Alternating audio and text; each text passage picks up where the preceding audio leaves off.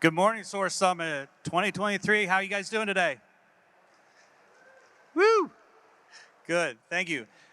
My name's Ben Ledo. I'm with Make My Move, but before I start, I'd like to thank Colby Hall and the fantastic staff at SOAR for really all the tremendous work that they do throughout the year, but especially last couple weeks to put this together.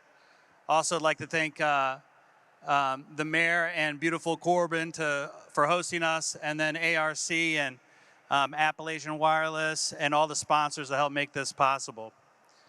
So Make My Move is we're an online marketplace that enables communities to attract, recruit, and ultimately relocate move-ready talent that's looking for a new place to call home. And what we do is we affectionately call this as people-first economic development. And with global population in decline, our cities, towns, and counties are really feeling the crunch of a short and tight labor supply. And it's really impacting the ability for economic growth and economic vitality.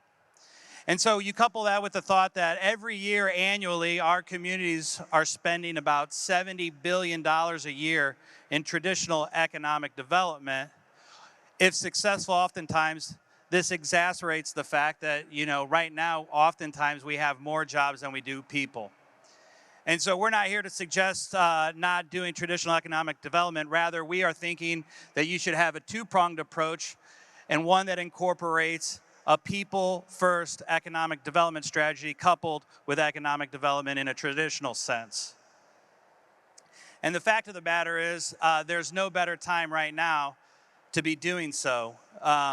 With technology and the mobility of the workforce, there's no time in history really that has afforded our ability to be able to actually relocate people.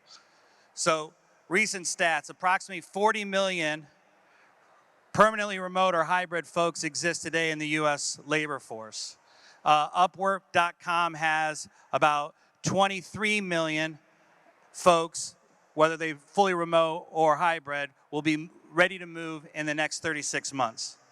23 million. And these folks are recruitable. You can get them to your state, your city, your town, your county. And most importantly, they're looking for amenities. They're looking for communities that very much fit the fabric of the SOAR network, the communities in this network. The great thing about this is that, people-first economic development, by directly recruiting workers and their families, you can make an immediate impact. The benefits are you have a direct impact that happens on day one. Think about this. If you get someone to relocate to your community that brings their job with them, brings that salary with them, brings the economic benefits and the disposable income with that job and that salary, on day one, they're putting those dollars into your community, whether that be through housing, groceries, transportation, healthcare. About 60% of the time, these folks are bringing a significant other, a trailing spouse, someone else that may join that local workforce. So now all of a sudden, you're starting to address your local workforce shortages. And about 30% of the time, they're bringing at least one school-age child that often impact the school funding formula for your community. And they also bring their dreams and aspirations, and they want to be part of communities where they can start to uplift and be a part of the fabric of that community, which is obviously an integral part of all of our communities if we want to strive and be successful. The other thing is, these folks tend to be highly compensated, highly educated, highly skilled, the exact type of workforce that often we're looking to grow our communities with. And the fact of the matter is, you can do this with a very small investment by focusing on reaching out and making yourself known, telling your unique story to these folks, letting them know that you exist, that you're welcoming, and you want them to be a part of your community.